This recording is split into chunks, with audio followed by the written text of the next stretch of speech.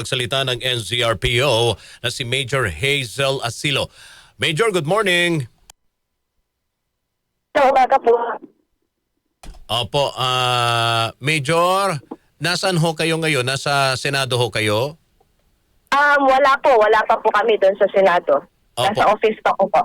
Okay, pero pupunta ho kayo ngayon doon sa Senado, Major, sa labas. Depende po sa kung kailangan po na magi-inspect po kasi po ulit si RD mamaya. Okay. So gaano ho karami ang idineploy ng mga pulis dyan sa labas ng Senado, Major? Sa ngayon po, nasa 600 po yung police natin na dineploy ng mga CDM personnel para po siguraduhin na magiging maayos po at syempre yung ating pong peace and order ay mapanatili po natin dyan sa vicinity po ng Senate of the Philippines. Partikular po, sino ang babantayan? Wala po tayong particular na babantayan. Nandyan po yung ating mga CDM personnel para po ensure na magiging maayos po yung mga yung mga protesters kasi alam po natin na mga kahapon meron po mga dumating na mga anti at pro, so yun po yung ating i-ensure na magiging maayos po yung pagtagsa po ng mga tao po dyan sa paligid po ng Senate. Alright, linawin natin, Major, yung 600 plus na mga police personnel na itinalaga, diniplay ngayon dyan sa labas ng Senado para sa pagbibigay ng seguridad sa mga magpoprotesta sa labas ng Senado. Ito yung mga supporter ni Senator Bato de la Rosa at yung mga anti-Duterte.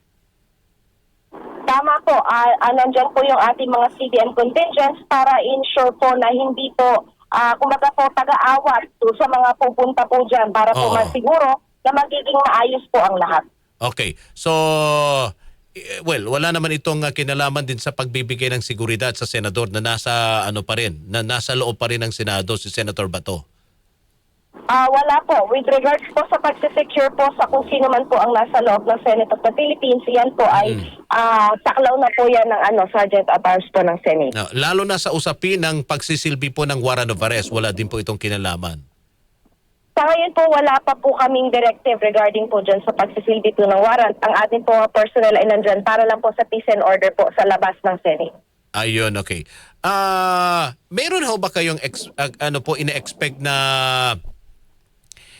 estimate number of protesters na posibleng pumunta ngayon dyan sa labas ng Senado?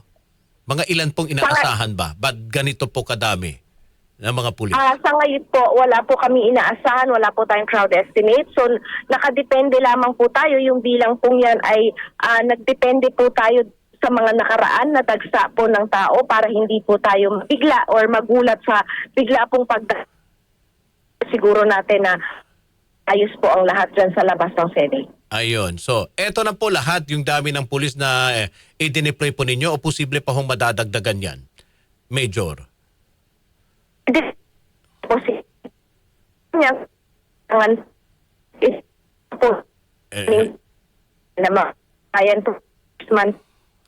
Hello, Major. Medyo ano po yung signal? Putol-putol po. Oo. Pakiulit lang po. Oh, yes, yan po. Okay, pakiulit lang po, Major. Ilang na isan ay posible pong madagdagan kung sakali pong dumami din po yung dagsa ng ating mga kababayan, mga protesters po or mga rallies po dyan sa labas ng Senate. Ayan. Alright. Okay. Major, maraming salamat po sa inyong oras at panahon. Mabuhay po ang NCRPO. Maraming salamat po. Thank you.